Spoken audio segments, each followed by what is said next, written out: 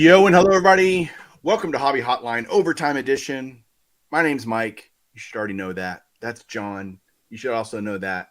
And that, of course, is Sam, batting cleanup tonight for us on this awesome Tuesday night. How's everybody doing? Y'all doing okay? Doing great. Yeah, I'm doing well too. All Good, good. good. Well, I have to put a plug, shameless plug, no doubt. John, I heard you're going to be on the greatest sports card podcast ever created. I think it's going to air tomorrow on Bench Clear Media, Golden Age of Cardboard. How'd that go? I mean, I heard the interviewer's kind of a dork, but what are you going to do? Well, I'm glad it's airing. I thought maybe you scrapped it. I hadn't heard from you since we interviewed, so I thought maybe ended up on the editing room floor. Is that Norman back there? It is. God, Oh, he's a dog. beast. Well, not shut up. He picks the worst time to bark. He's doing it just to make me mad because I'm not paying attention to him. But tomorrow that will air Golden Age of Cardboard with John, myself, obviously, and Mr. Keating. And I had so much fun talking. You and we were like, dude, we could do this for a long time. Yeah. Thank God we have other obligations. We'd still be talking, right? Right. Oh, my gosh. Wow, we got some people joining in already. Chris Harris, good to see you.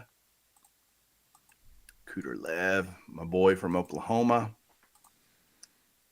Nice hat. I'm well. Don't you want to ask how Sam and John are doing? I mean, that seems fair.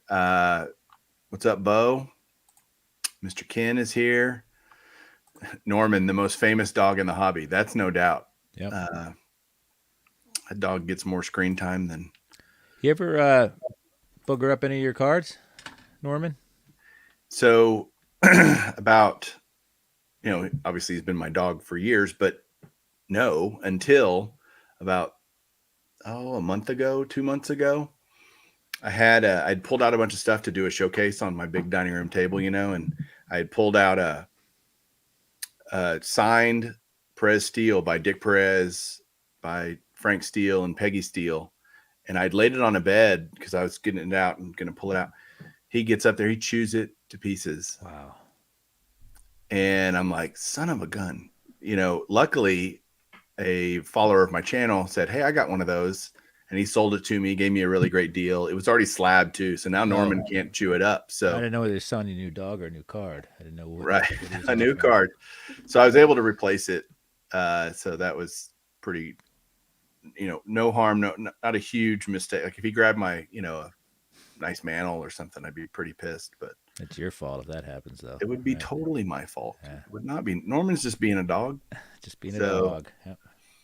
Well, we've got a fun show tonight. I'd like to start it off tonight with Sam had a fun weekend, I think, a couple weeks ago. Would you like to tell everybody what you got to do, which I'm very jealous of, by the way? Mm-hmm. Yeah, definitely. So this past weekend, actually, I was in Boston for the Fenway Card Show, which was really fun. I kind of was already looking to go to Boston and then wanted to make sure it aligned with the weekend of that card show. So kind of booked that trip, and I was up there for that. And it was really fun. It was definitely my first time going to a card show at like a sports venue. And so, I thought it was great. The room was a bit of a smaller show, I guess, from maybe what you might expect. But I thought it was really well put together. And I also saw a lot of hockey, which I honestly have never seen that much hockey ever, which is probably to be expected. It's one of the original four, Sam. If you know your history, Boston's one of the original four hockey towns, NHL. Okay, towns. I knew that Massachusetts in general, like I know a lot of their college teams are really good in six. hockey. I think it's original six. I don't know. Maybe I got that wrong. Anyway. Yeah. So there's a lot of hockey, obviously a lot of Brady, and then the Celtics. I actually left that Sunday, but Celtics had Game 7. I guess 2 days ago. So yeah, it was a really fun show though. First time at that park? No, actually. So I've been to Boston like literally a month before COVID in 2020. Did a tour of Fenway, but I still haven't gone to Fenway for an actual game, but I've been there twice. Great place. I used to think of it as the greenest place on earth. Just a beautiful park, right? Yeah, it definitely looks very green.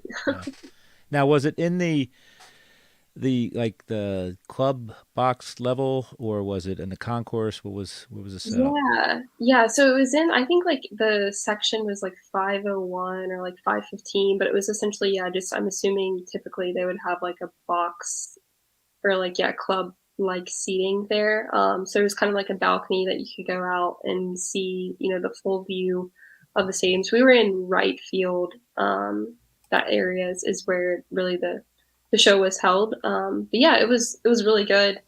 I didn't stay too long. I guess the only con I have is the air conditioning was not working, which you Please. might think was okay in Boston, but it was a really hot day. It was like 80 something. So Place is 300 years old, Sam. What do you expect, right? yeah, that I was Here's a question for you. You're in a ballpark, an old ballpark.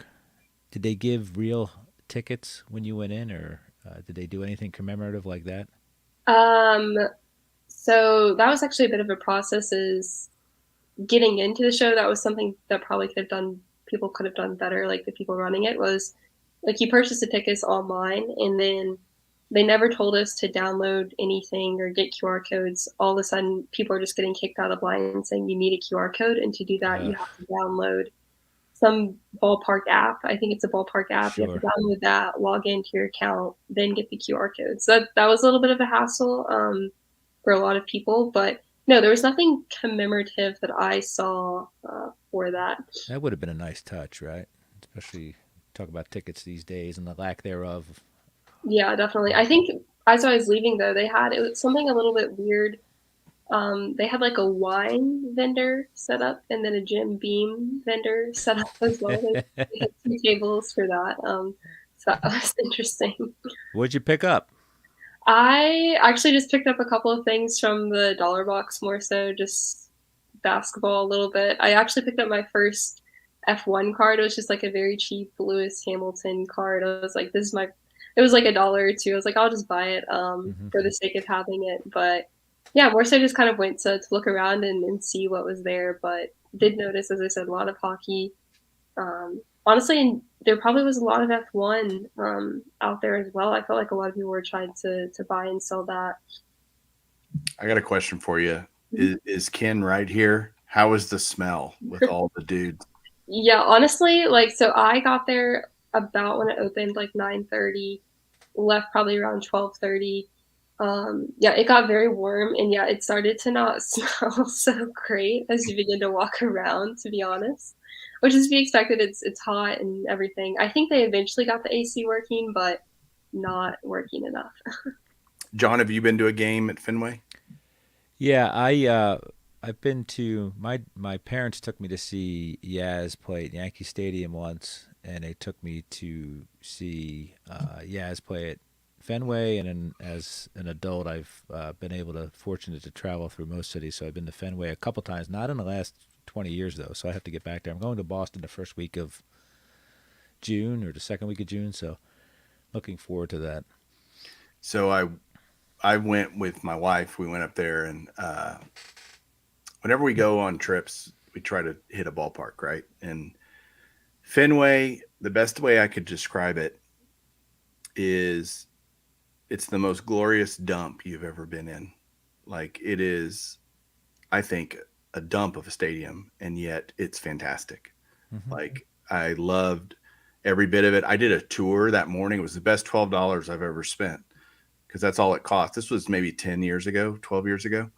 And you get to go touch the pesky pole and the Fisk pole and go up on the monster. And I mean, you get to see I mean, it's just so cool. Sit in the Ted Williams seat, I mean, there's so much history there. It is just Yep. phenomenal. Every seat should say obstructed view on it, Yeah. like on the Right. ticket, for sure. And they certainly didn't build the seats for 2022 physiques or 20, whenever it was, because I'm a big dude and I felt like I was in a sardine can, but Hmm. it Well, was fantastic. the wine will help you, Mike. A little wine and Jim Wine or Jim Beam, and Beam, I Yeah. guess. you Apparently, know. I need to do some of that. Um, that's cool, Sam, that you got to go to a show. There's another show coming up in just a few days. John, I think you're going to Dallas, aren't you? Yeah, flying to Dallas Friday, along with some other people that are part of the Hotline family. So looking forward to that. I think there's a live hobby hotline happening from Dallas Saturday morning. Talk about stanky. It's going to be real Yeah, stanky. that's going to be pretty crazy. I know John Newman's coming. You'll be there. I'll be there. Logan's coming. Logan's going to be there. So it's Kin. going to be. I'm interested to see now that and this has been kind of a trend happening in the hobby. There's so many shows happening all over, regional and local shows, which by the way is fantastic. I think there's a reason for that. I think because of all of the, like, dealers want to sell at shows ideally, right? Because it's all cash under the table. They don't have to report it. They're not going to get a 1099 from Dallas Card Show with that kind of stuff. And so Rich is asking if I need to be set up for a press pass. Yes, I do. Please, Rich. Uncle Rich, always hooking me up. Thank you, sir. Yes, please. Or else I'll be standing in line and you'll have to come vouch for me again like you did last time. I went and asked for a media pass and Rich happened to be there. Thank goodness. Because they're like, who are you? And I'm like, yeah, I'm not anybody, but I do happen to do content and I'm going to film this show and stuff. Anyway, I think I think we're going to see a shift more to show selling because we see all the eBay sales are all just in the tank, right?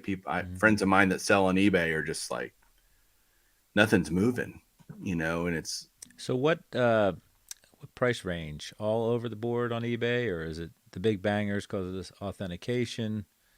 What do we see? So one of my great friends who I talked to today, he's got about 40,000 items on his eBay store, which is a lot. And he says it's a case of the haves and the have-nots. And it's kind of an economic story of the haves, the people that have money are still buying bigger cards. The people that maybe inflation's hitting them a little bit more in the real life kind of are just not buying as much of he used to have guys come on and buy 10 or 12 cards at $20, $25. Now he's to the same person who might sell a $1 card or a $2 card. And so it's changing. He's seeing that. And he said, it's a big deal for me, like for him, because he's a full-time sports card dealer online. So it's a big deal, but I think shows are a place where dealers can,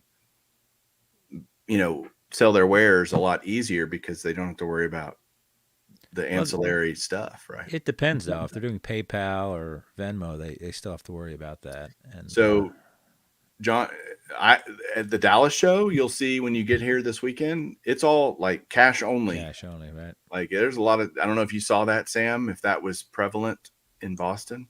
I didn't see too much in Boston, but I have seen that before, in particular. Yeah, so that makes sense. And it does make sense. Like thank you, Rich, for sending an email to Jerica for me. I appreciate that. Let me get to some comments here. I'm sorry. And I don't think we need to close the talking about shows because I think we were talking pre-show and Sam had a good idea I'd like her to expand on, but let's see. Mike, the show you and Ty did, searching to buy. I wouldn't even put that. Thank you, by the way, Canton Card Collect. It's called Chasing Cardboard. If any of you haven't seen it, go check it out. It is, we're making it for TV. Like, quite honestly, that's what we're doing. And hopefully it lives up to that idea. But he put a past tense verb there. And we're going to keep doing them. In fact, I'm going to see a collection Friday for the show. That might be how they talk in Canton, Mike. That's true. Because they're always thinking about the past, right? Like, I'm going to go get my nails did. Did you ever hear that term? Might be the same thing. Yeah, Ken's going to be at the show. In fact, I'm picking Ken up and taking him to the show, so that'll be a fun. If you can literally pick Ken up, I'll buy you a baseball card at the show. I'm going to drive by, and he's going to get in my car. All right. How about that? Copy that. So, Sam, talk about shows and what the experience of being at a sports venue is kind of cool, and kind of talk about what you were talking about pre-show a little bit.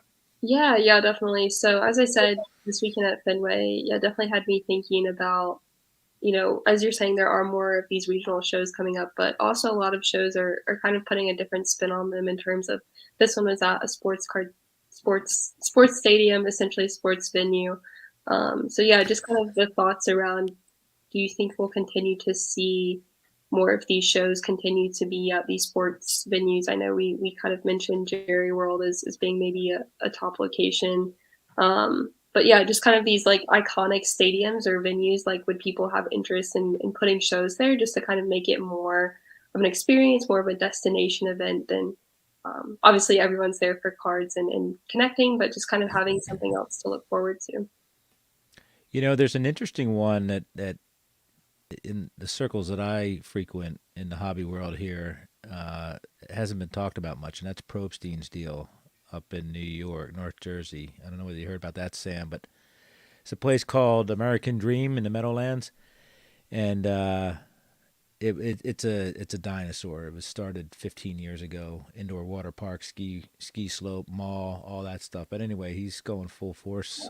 I think maybe this past weekend he had a show there, and he plans on doing that at least every quarter. I think big autograph signers as well. So they're popping up, and it is kind of an exotic venue as compared to a mall or a hotel or a convention center. So be nice to see. Regardless of what you think of Probstein's setup, nice to see it in more interesting venues for sure. As you say, make it a destination. So we got a question. Scott's asking, buy it now or auctions? Mainly auctions. I mean, because buy it nows are a fixed price. Like you can leave that. You don't have to. But auctions are selling for like a lot of guys that I know are not running auctions anymore because they're just not getting the money that they used to and what they need to get out of the card. So they'll put it up at buy it now. And if somebody wants it, they can take it. But the auctions are what are really getting killed. Good for buyers if somebody's still auctioning stuff, but not good for sellers. Right. And let me ask you a question that has nothing to do with the National. Obviously, people aren't they haven't started their Christmas club stuff for National. That's affecting eBay. It's just a sign of the times, right? Yeah. People stop buying before the National. This has nothing to do with that, I think. I think it's funny that all the auction houses seem to run huge auctions right either before or after the National. I'm like, that's the dumbest time to run an auction, I would think, ever. Like all the hobby money is being spent. I made a killing on the Huggins and Scott auction last summer. Yeah.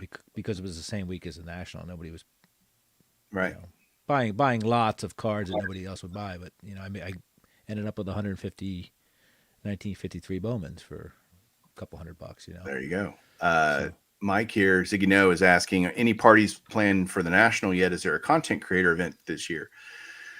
I guess I better be the one to answer it since I host that event every year. Yes, there will be at the National this year. We're still trying. It's probably going to be there's a hotel right there connected to the Sheraton, I think it is. Sheraton, correct. I think it's going to be there because that's pretty much the closest non-casino hotel that's kind of right there. It's closest hotel. Everything else is on so the that's beach.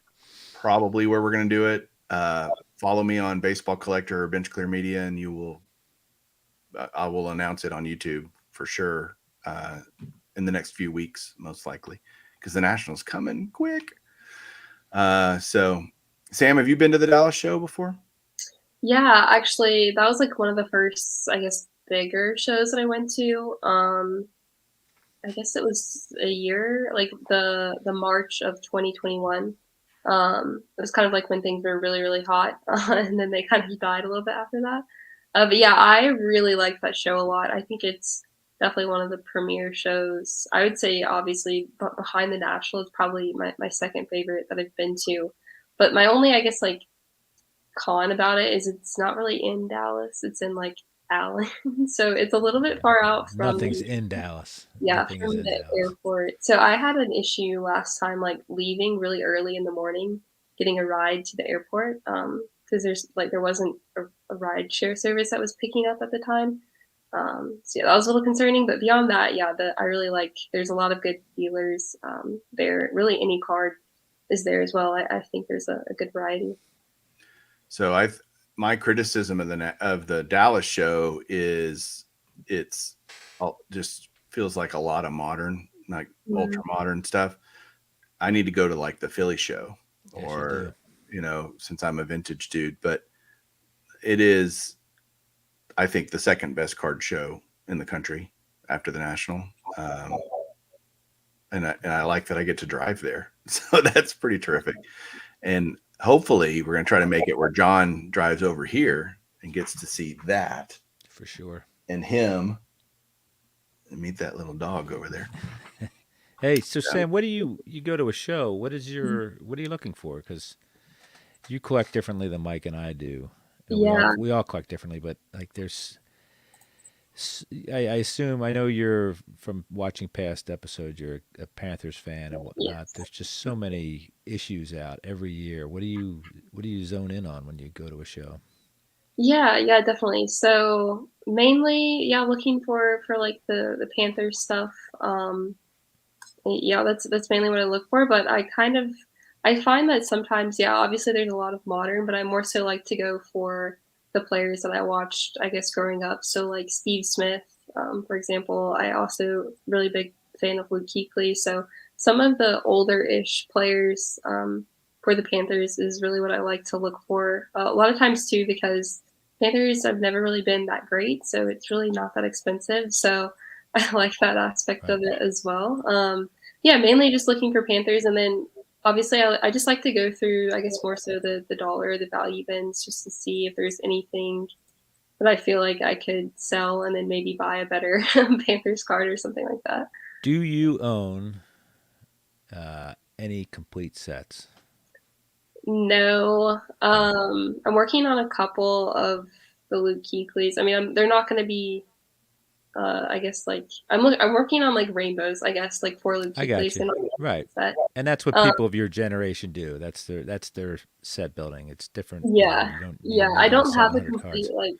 like numbered set. I guess like Mhm. all the cards in the set. But I am working on some rainbows. Obviously, they won't be full because they'll have one of ones. But yeah. Try and work on some of that too.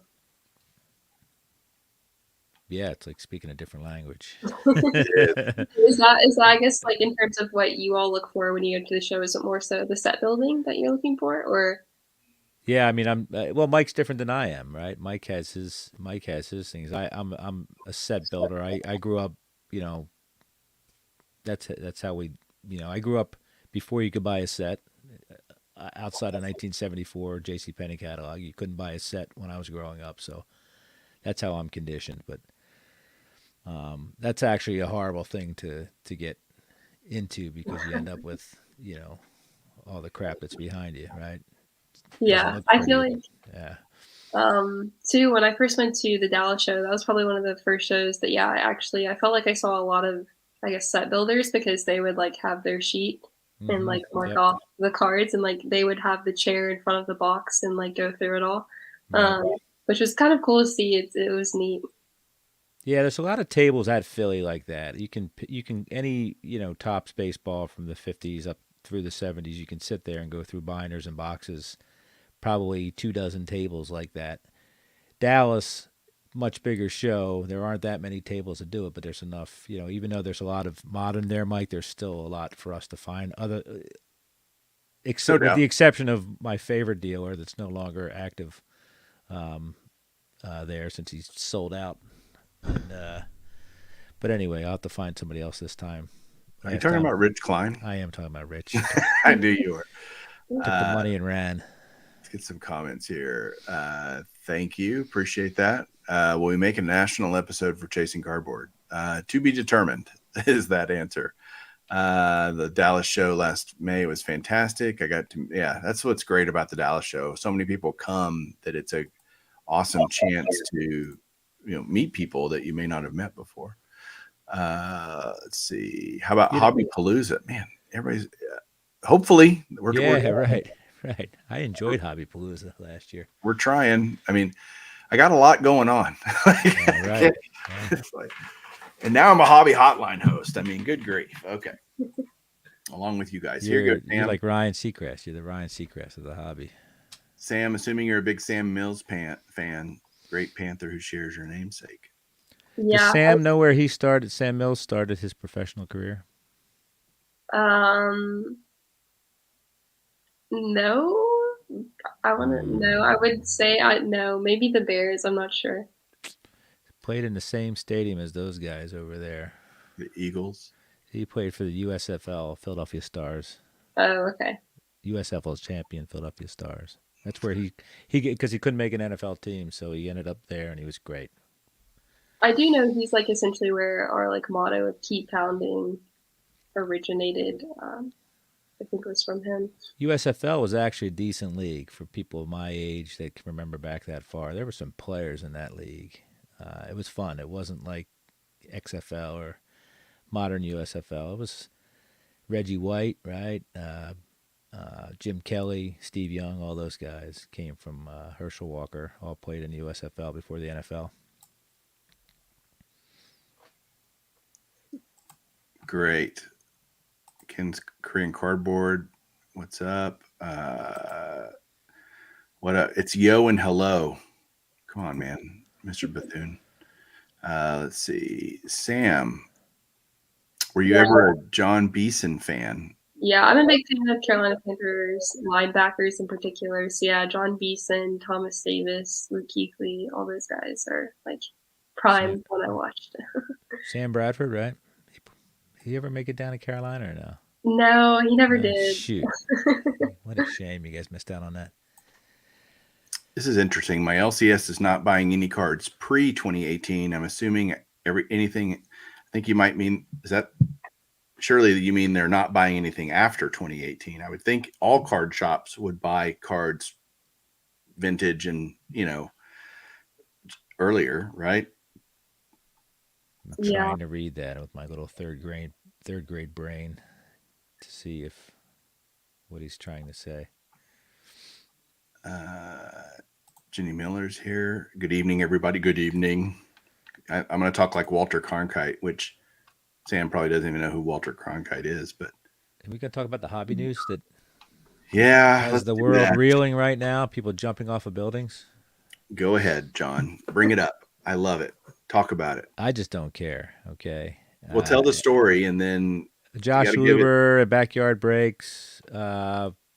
This is more of a. I guess it's Sam. This is for you. How do you react to news like this? Because listen, I'm not staying in a. I'm not staying in a tent with 9 other people right now. I have my own room, my own house. Whatever happens next door doesn't bother me, and that's I don't. I'm not concerned about backyard breaks and Josh Luber. I will tell you real quick that one thing I heard in Hobby Hotline a few episodes back in the chat was about how at the Mint Collective, Josh Luber, or not Josh Luber, somebody from Fanatics told an LCS dealer that they're going to start cutting out or cutting off the supply of stuff to breakers. And I mentioned in a comment that he's telling the breakers he's probably doing the same to LCSs, and that's what Fanatics is going to do. They're going to be everything to everybody, and there's not going to be nobody's going to be cut out anything. I haven't heard any interviews with any of these guys that have indicated that they're going one way or the other. They're going all ways. So this is just another symptom of that, and it doesn't bother me, right? How do you feel about that, Sam? You seem like you have more of a modern, both feet in the modern side. yeah, yeah, definitely. Yeah, honestly, I guess I saw the news today, I guess like most people, but um, yeah, I really didn't take the time to even read much about it just because, yeah, I'm not really sure that I'm super bothered by it. I think the only concern that people have is they think Josh is now going to be the end all be all at Fanatics, but I don't really think. I mean, he is like one of their head of I guess Zero Cool or the card and collectibles. That's something different, though, right? Yeah, That's not even cards, so it's not even yeah. sports cards.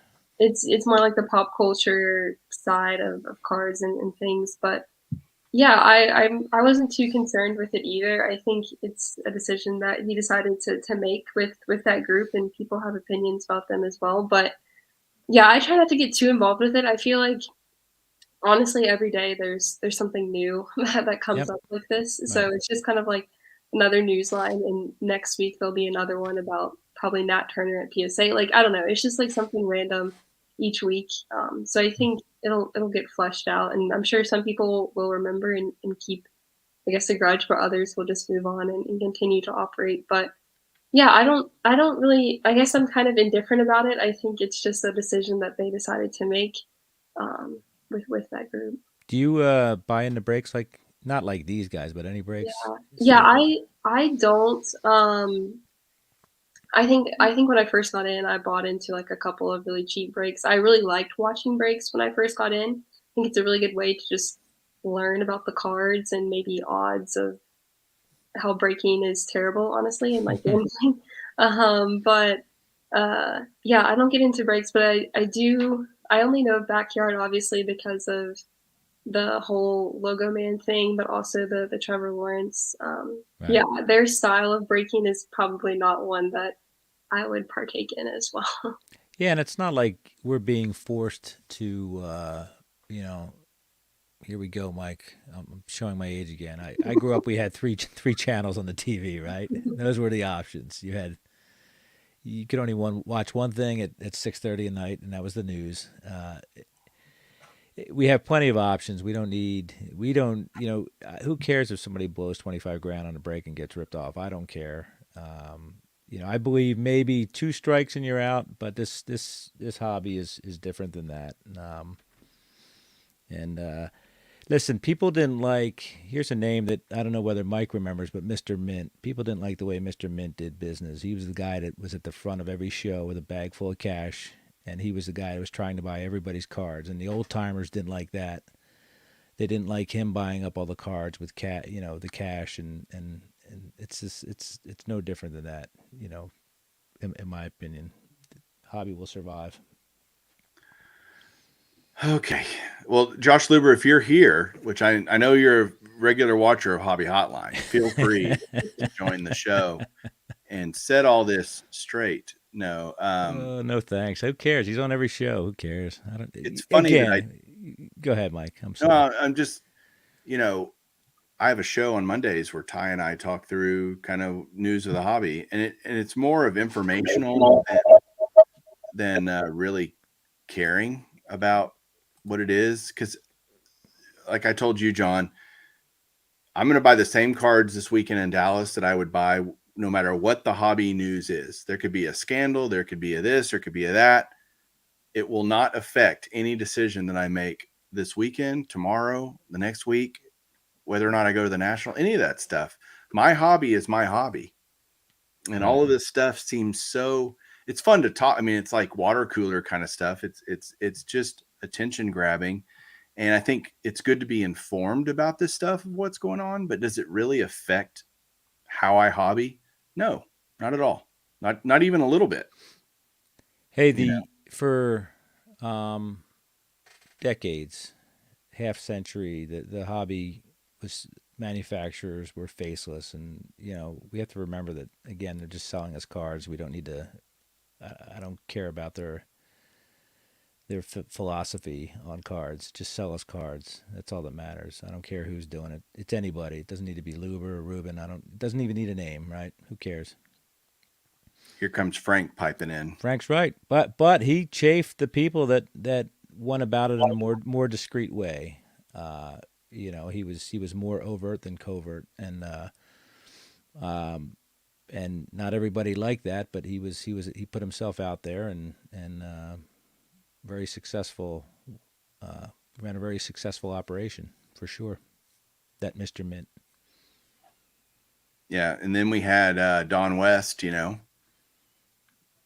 That was a great period, the Don West era of watching. I used to stay up late and watch Don West. I never bought anything because I was a poor kid, but teenager or whatever. And You can buy that stuff now that he was selling though. yeah, we're totally dating ourselves, John. Yeah. Sam's like, you guys are two old farts. Is what that are y'all Home doing? Shopping Network? Is that what that was? The agency. Yeah, it was. HSN. Yeah. And Late night. even Mastro, right? Mastro was, got a sordid history, but he was the big man on campus for many years. Yeah. So the takeaway is this news cycle of and it feels like there's just news all the time in the hobby. And again, it makes for great content. It gives the people that don't have any original ideas something to talk about, present company included, but I don't know. I'm kind of tired. It's almost like tiring. I'm just Mhm. tired of it. Does that make like it's fatigue, news fatigue, I guess. Just Right. put out cards. Let me go buy them. Right. I mean, Well, yeah. Don't put out 50 versions of the same card, but put out cards. I don't know what's going on over at Panini, but I got a box of 5,000 cards, and 2,000 of them are from 2021. Panini something something Chronicles, Contenders, Prestige, Prism. They all start with Panini. It's crazy how many sets they put out. I just don't understand it. well, if we make the decisions on how much stuff they put out, right? If we Well, keep if we stop buying it, they're not going to keep printing it. well, I buy it for $20 for 1,000 cards from somebody who on Facebook. That's how I acquire them. I don't need to go to Walmart and chase them down, right? Good point. Let me ask you, Sam, being an NFL collector, do you feel like that we're in a parallel saturated world in terms of like Yeah. doing a player run or a rainbow? Yeah, that's like for a while I'd say that's been like my biggest concern in anything is the print runs of all of this is insane. Yeah, I mean, when you complete a set, there's like four one of ones now that you like a rainbow, I guess. When you complete a rainbow, there's like four one of ones that you need to obtain to actually have that full rainbow. There's black disco, regular black. Like I don't know. There's just like random, so many parallels of these things, and yeah, I think it just alludes to the the vast amount of print run that there is, and then yeah, talking about going to Walmart for cards. I mean, there's been I guess Chronicles draft picks by the loads sitting at my Walmart for months now, just sitting there. I know some stores I think have started to discount the Chronicles. My store has not. It's still just sitting there taking up shelf space. But yeah, so hopefully this kind of they can see okay, this isn't like people are no longer demanding this product or as much of this product. So I hope they take this into control. But yeah, the print run is concerning to say the least. This is maybe a great topic. This is one of my good friends, Garrett, card cutter. The hobby is not a gentleman's hobby. For years, all of us old timers, I hate that word because now I am an old timer, wanted more people to get in the hobby. Now we have a ton of more people, and some of those people we may or may not agree with. So it's this weird, I think, dichotomy of we want the hobby to grow, but I think if we're all honest, we kind of go, I want the hobby to grow with people like me. I Uh, disagree. I Okay. just because I think you and maybe you'll admit this as well. I think I'm in the minority of collectors. I think Sam is in the majority. Uh, their PC is you know players and teams and parallels and you know I'm a dying breed and I don't care about I don't mean literally, but it's people collect differently and that's okay. There's so many different ways to collect, right? So I think it's great. So it doesn't matter. It doesn't matter to me who does what. Truth be told, I think you feel the same way too, Mike, because you do I your do. own thing and you do it well. No, I do. But I think it's like, I don't want to say this. We we want people to love the hobby like we love the hobby. And I think not everybody getting in the hobby, I don't know how to say this without sounding like a complete They need douche. to listen to your show tomorrow. Is what they need to do because They we. do.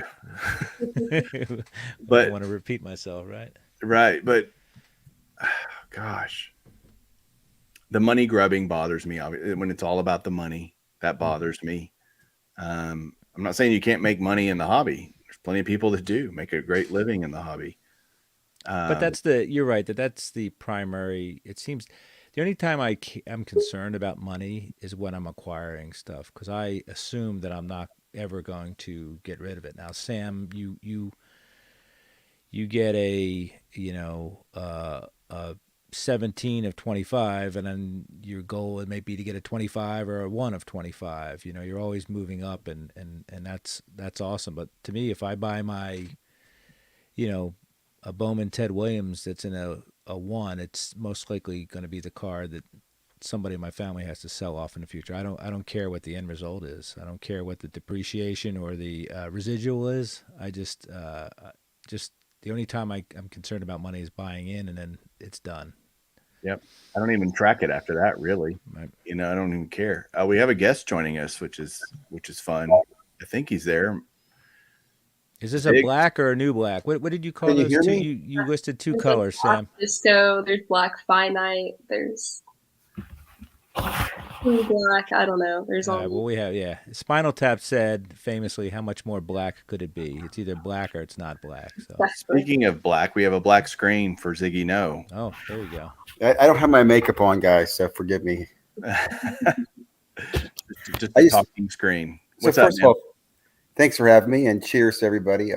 Big fan of the Chasing Cardboard mic, so please pass my comments and feedback on to the team. Really love it. I watched And, your video about when you were talking about the show, so thank you for doing that. No problem, man.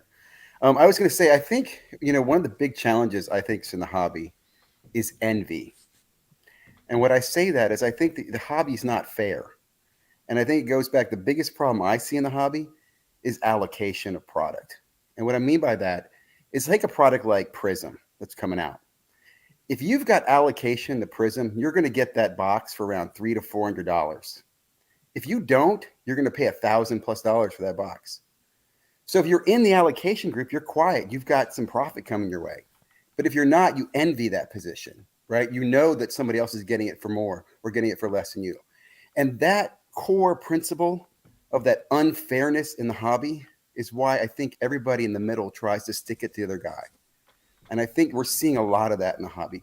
When you look at the breakers and the drama in the breaking world, I don't care about backyard breaks or platinum breaks, but I envy the fact that they have allocation and that they're able to control the hobby, right? That bothers me. So as a collector, as a consumer, the one thing I look forward to so much, I want direct to consumer product. I don't want middleman anymore. I don't see any reason for it. Well, that's changing, And don't you think? That's on the horizon. It's a very No, I fluid, don't. fluid I don't situation. You don't think so? because what worries me is Luber. Here's what I don't want this in the nicest way. He clearly does not understand the hobby if he's on with backyard breaks and doesn't understand distribution, allocations, the whole flow. You know what I'm saying? Like he apparently is clueless to that. And that concerns me, right? You have to understand the heartbeat of the hobby, how products are manufactured, how they are marked up, how they're distributed. The reason, in fact, I'll just add this, the reason we have distribution is because before the hobby was popular, manufacturers made products and they forced them on you. It's not a free market, right? If you didn't like hoops, you couldn't get hoops unless you couldn't get National Treasures unless you bought boxes of hoops, right? So with my local hobby store, if I wanted to get Prism years ago, I had to go in and buy a bunch of boxes of product I didn't like because they had to buy a product they didn't like. And that's been in the hobby again, goes back to that envy and allocation. Like we really need a fair market. Well, So what's Fanatics known for more than anything? Their Well, that's the distribution, thing. right? Fanatics is known for taking the jersey, putting the athlete together, and direct to consumer. And boy, Right. I hope that happens. Right. That's But what I'm there's saying. so It's much that's changing. not I mean, there. I'm not saying it's going to change for the better right off the bat, but there's no reason for them to keep the status quo. For sure, they don't want Well, a percentage of their product going into somebody else's pockets as far as here's a middle distributors and whatnot, right? here's why I think that's well they'll fail though, because they don't understand the market. Luber is telling the investors or telling people they're going to do 10x. They're going to 10x this market. Right. You We know cannot. that's BS. Anybody in business school knows if you have anomalies in a system in a fiscal year, a fiscal quarter, 5 years, you throw the anomaly out. 2020 was an anomalous year. Mm-hmm. You cannot take that year and calculate that you're going to have 10x over that. He should have thrown that out and looked at 2018, 2019, 2017 and done calculations. But because of that, they're going to be strapped, or they're going to have to meet the revenue requirements. They're going to have to ship product. They're going to have to continue these deals. So there will be some. I personally don't think Luber will last. I don't think this monopoly will last long either. You But I can't think grow it all goes back something to this 10x. Envy, I think, is a challenge. Envy in the hobby is what I think Right. the problem here. That's always A been lot that of us way. envy the position others are in because they get access to information, they get access to product, and that I think is a challenge. You So know I they just need to do. There needs to be 2 weeks or 30 days where the hobby shops get the product, and then it gets released into Walmart or Target or wherever else. Um, there's no reason they can't do that. I agree. Two week moratorium, right? Yeah. And you talk about 10x. If you haven't been in the hobby the last 2 years, what's going to draw? How are you going to 10x that? What's the big carrot that's going to bring people in now or in the next 2 years that they haven't been in the last 2 years? What's the magic pill that I that don't gets see it? it. Just, yeah, exactly. It's nonsense. It's just a number, right? Which is It's a why, number they again, made up number. It's not empirical data. It's a made up number. so again, and you know that, and I know that. Anybody in the hobby knows that, right? But again, somebody sold that bill of goods to fanatics, and everybody believing they're going to get It's a this great private growth. company. It doesn't matter. It's a private company, Right right? now, they're private though. Right. Right. They're looking to go public. So this is what I'm saying. They will go public, in my opinion, in 24 months. As soon as they're public and they see the position they're in sports cards, they're firing people within 36 months. Mm-hmm. And within 5 years, they're spinning off those licenses and selling them, going, this is not what I'm in the business for doing. Back That's to my sneakers. opinion. Back to sneakers. Guys, Interesting. thank you very much. I won't keep my black screen up for much longer. Appreciate it, though. Really love the show. All right. Thanks. All right, Brad. Oh, I just called in to say hi to Sam. Hey, how are you? I'm doing well. How are you doing, ma'am? I'm doing pretty good. Yeah. Hadn't spoken to you in a while. I just wanted to call in and hey, say Brad. hi. This is not farmers only. All right. Well, the other day I was walking down the road driving my tractor to the Piggly Wiggly, and I thought I'd pick up some baseball cards, but there weren't any baseball cards. So, yeah. Brad, are you going this weekend? Oh yes, I'll be there. I'll be there. I have a special guest that's flying in. We will be there Friday, Saturday, and all day Sunday. And again, if you're going to be there and you yell skid mark, you will be getting a skid mark card. And if you yell Texas card dude And a wedgie from me. and a wedgie, and we'll give away Mike Trout. So Can I do it now and then count it for when we get there? the wedgie, yeah, no, you won't. No No. wedgies are allowed. Practice on yourself, Mike. So Go ahead, sir. Brian says Fanatics will take this ball and run with it for years to come. So that's counter to what Ziggy was just saying. And the reality is both might be right? When we just don't, there's so much unknown at this point. First of all, we don't know. So why get worked up? I take the stance of I'm not going to get worked up about it until there's something to get worked up over.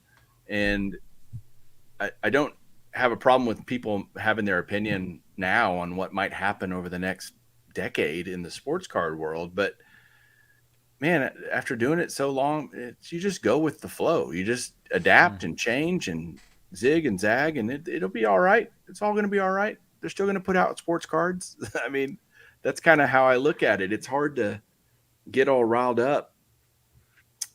Is that a Texas term only, or Get all riled? No, I don't think so. I think Okay, that's that's a everywhere, Southern term. I know that the Philadelphia Eagle fans don't understand that. So let's continue to talk Texan as far as I'm Well, concerned. we've seen some Eagles fans get riled up against the Cowboys, so let's not throwing snowballs at Jimmy Johnson. Not cool. Well, they threw batteries at Santa Claus, so you can't really, That's true.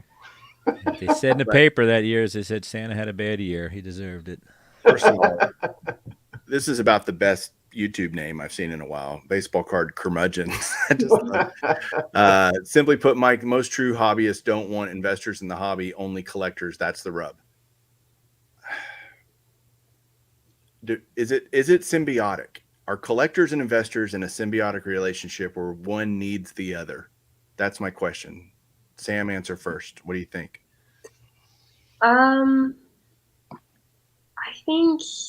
I think they're both, I guess, yeah, they're symbiotic in the fact that they're kind of both necessary in the fact. I think more so investors need collectors, and the fact that if that card isn't valuable to that collector, then who is it valuable to, in terms of like an investment standpoint. in terms of collectors needing investors, I mean, I guess potentially, like I can see that, but I more so see the investor needing the collector because it's really the collector's true desire or value for that particular card that I think brings value to the card in general. So that's just my first 2 cents here.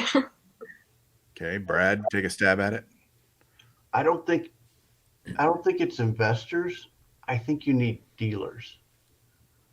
I think you need dealers more than you need investors. I think if a card's going to go up, a card's going to go up natively or naturally through player and through scarcity and um, through just normalcy of the life cycle of a card, and then it's going to go down. But I don't really think you need the investor, but you do need dealers. You do need somebody to be on the other side of that table to offer those cards. You do need somebody to to to do the work that sometimes collectors don't have time for. Not that they don't want to, it's that they don't have time to in their day. And I think that's the key to the difference between a dealer and a hobbyist. I think most collectors, if they had the time and ever had a chance to be on the other side of the table and be a dealer, they might. No, you don't think so? I wouldn't. Have you ever been on the other side? Yeah, it's yes. The answer is Okay. yes. I don't. Um, I didn't know. That's an honest question. I didn't know. yeah. I mean, on a very limited basis, but I don't like to sell anything. I'm like John. I'm like it, it's all black hole, and I mean, shoot, Brad, you've been here, man. You know it's a black hole over here. Dude, it's Uh, awesome. It's and awesome. so But the one time that I sat behind Rich's table to help him out, I was hooked. I was hooked, and it was more the interaction across the table, and seeing that light when kids find something, and seeing people that actually have been digging and finding a card. Dude, that brought me joy. That brought joy to my little Texas card dude heart, and that's probably why I will continue to be a, a, a dealer, for lack of a better phrase. But you should see I got a great big huge binder now of cards that I've been collecting. So I'm dealer and collector. So collector investor is a spectrum, not one or the other. I guess by default, are all collectors also investors, not by choice, but by just definition? That if sports cards are considered an investment and I have some, I might let's say it's gold. I just like the look of gold and I own it. Am I an investor in gold because I just happen to have a bunch of it? You know what I mean? Are they easy to separate? And John, do you have any thoughts on this whole thing? When I started getting back into this, I asked everybody I interviewed and spoke to about how can you own an LCS or be a dealer and be a collector? Because my mentality was everything comes in, the only thing that goes back out is duplicates, right, or doubles or dupes, whatever. So, I mean, the reality is now a lot of us, I don't know about you, Sam, and you, Mike, but I know, Mike, you've set up at the Dallas show, kind of half heartedly, but you've set up at the show. I have an eBay store. Most people I know have eBay stores, right? So essentially you're a dealer, although you're not, a full time dealer. That line's been blurred. It used to be more definitive, but we're all kind of dealers now. I sell my duplicates, right? That's what I sell, and you know, but I'm a collector. I can't buy a collection of, say, 1950 cards, whether they're commons or stars or whatever, and flip those and sell them. I have to. If I don't have them, they're staying with me. So I'm not a dealer. I won't be a dealer. I do sell stuff, but I'm not a dealer. So there's always going to be dealers. There's always been dealers. Investors, maybe it was a junk wax era that we keep reading stories about people are going to put their kids through college with boxes of 88 Don Ross and all that stuff. But how do we know that was possible when it had never been done before on that scale? So it's kind of like back in my age or back in my day, we weren't buying stocks either back then, right? Stocks were some things that you could kind of see stocks, and you had to call a guy to have it done for you. And now you can buy and sell stocks whenever you want, right? So is that really investing, or is that kind of, for lack of better terms, just a quick, rich scheme? Or and I say scheme, it's not a bad word because that's what they say in England. A scheme is a way to a way to make money, good or bad. So it's no different than what we see with people that are day trading in the stock market and stuff like that. Well, that's the comment here by Roy Hobbs. By the way, you were great in The Natural, Roy. He Yes. was good. Yeah. You were great in that movie. I compare investors in the hobby to high frequency traders in the stock market. Their presence offers positive benefits such as providing liquidity. And that's actually a very reasonable point if you think about it from that perspective, that they're moving stuff. Because the problem with guys like me and John is it gets here and it's gone. It's off the market like forever, or at least however long I'm alive. And so the investor, the whatever you want to call them, I hate that word too, by the way, but they're just providing liquidity. They're moving stuff around and stuff's getting shifted around. That I think that is a benefit. I don't know how long that can last or whatnot, but interesting point. I like that. I just Would want to answer you- a double D vintage real quick. The answer is yes. I did end up getting my 53 satchel back. So thank you for. I'm surprised he's not out surfing. He's a surfer dude. He's a good guy. What were you going to say, Brad? Would you flip the word dealer then for just seller? Is there a distinguishing difference between dealer and seller? Would you be considered more of a seller, John, than a dealer because you're just selling stuff that you're not necessarily going to keep? I think the term investor means that you don't have any. There's no passion attached. There's no emotion attached, right? By definition. Yeah, that's my kid. One of my kids, who's 3 inches taller than me. Yeah, I mean, investor means sports cards today. Little cartoons in the ether tomorrow, or grain, Ukrainian grain the next week. That's what an investor is to me. There's no anchor to what we do, and most of us are anchored to, as collectors, we're anchored to A team or a player. whatever we have, our cardboard, right? And it's different. An investor is such a clinical term, and none of us are clinical. We're passionate and we're emotional. So, Like Sam, do you flip or buy and sell Panthers cards? No, yeah, I actually don't even think I've ever sold a Panthers card. So that's your anchor, right? And I think they can coexist. I mean, if I got a bunch of, which I'm going to buy a collection or look at a collection, I may or may not buy it on Friday. It's a bunch of modern. Spoiler Spoiler alert. alert. Spoiler. For chasing cardboard, by the way. But it's a bunch of flawless basketball and football. Like, I have zero interest in that. I promise you, if I buy it, I'm going to be selling it. Does that mean I'm investing in that? I'm putting money in it to hopefully get a rate of return on that. I think that marks it as a seller more than an investor. I think there's a very fine line. If you're buying it's this.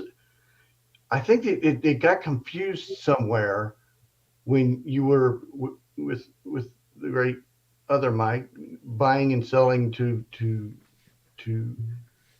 gain a collection that you can enjoy in a hobby. And I think that somehow moved and got changed in some reference to an investor when all you're doing is taking the stuff that you find, pulling out what you want, and offering and selling the other cards so that you can go buy more stuff that you like, or buy more stuff so that you can get But that's stuff. not an investor, right? And It's not. yeah, But I think the line there blurred in some form or fashion, and it's all gotten yeah. Victor's got. I mean, but is it if he's pulling something out of it and keeping it, Victor? That's the question. That's the $64 million question. When does that line?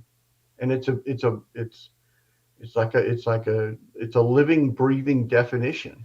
yeah, and we're using terminology from outside of our hobby, like Yeah. flipping, and investing, right? Flipping is, the last 10 years been huge with houses, right? There's no emotion attached to someone buying an old house and selling it for a profit. It's a Ooh, vehicle. It's a vehicle to make more money. I really like Jenny's comment here. I'm gonna pull it up. Let's see. I really like this. I really like this statement. I really, really like this I statement, and do I too. think she just hit the nail on the head. We spend so much time trying to define this, and it comes up so much. Does it really matter? Probably not. She's right. It probably doesn't matter. And why should we care? I guess is a better question. Who cares? If you have We're a a car I country that like and likes I to want to buy it, label. We have to label things, right? That's the way. That's what our country's become. Is you have to be defined. You have to be a label, and that means people are the collateral damage to that is people then choose sides, right? Whether you're red, blue, right, left, whatever. Once you've been labeled, we know which side you're on. You can't be fluid. You have to be what we define you as and what your label is, and you have to wear that label, and that's that. So now you're on that team. We're on this team. And this hobby's big enough for everybody and anything. And whatever happens from this point out isn't going to affect me. Logan reminded me very recently that all the cards I won have already been made. All right, that's just my situation. And Mike, you're probably kind of in a similar boat than I am. But that doesn't mean, even though I complain about the however many the dozens of Panini sets, football sets from the last couple of years, it doesn't matter, right? Who cares? Yeah, Doesn't but you affect my can't. bottom line. I, for it's a for good comment. for the guy who likes, let's throw it out there, for the guy who likes Josh Smith, who's playing for Frisco Double A, or Josh Young, who's in Triple A Ranger. For the guy who loves watching these kids playing ball, because some of them are just, again, playing for the love and watching them develop and grow. And I mean, for us it's kind of tough because there's future cards to be made of them. So I get your point. I mean, I got a mini Minoso. I've got a Stan Musial. I got Willie Mays. I mean, I got the greats from the past sitting here, but there's a lot of upcoming prospects that I absolutely cannot wait to watch. So, Right. And well, why? Because you love the sport, right? yeah. Okay. I Well, mean, that's I love this yeah. this this this red, white, and blue right here. I mean, Texas Hmm. Rangers baseball. Mike Hmm. knows all about that, brother. All Yeah, about it. I cry a lot during Texas Rangers baseball, but I cry at the end of every 9 innings. guys, we gotta get out of here. We've been first of all, great conversation. Thank you everybody for chiming in. Thanks to our guests, Ziggy No and your Texas card dude, Brad. I'll see you Saturday. See you Saturday. Sam, thanks for being here. And What up, Sam? if you're watching still, John is going to be on. If you didn't watch the beginning of the show, he's going to be on Golden Age of Cardboard tomorrow, the greatest vintage card podcast in the world. Amen. Tomorrow, and Jumping on one of those two at work. I'm a little biased when I say that, but thank you everybody for tuning in and watching. We really appreciate it, and we'll catch you guys later. Keep collecting.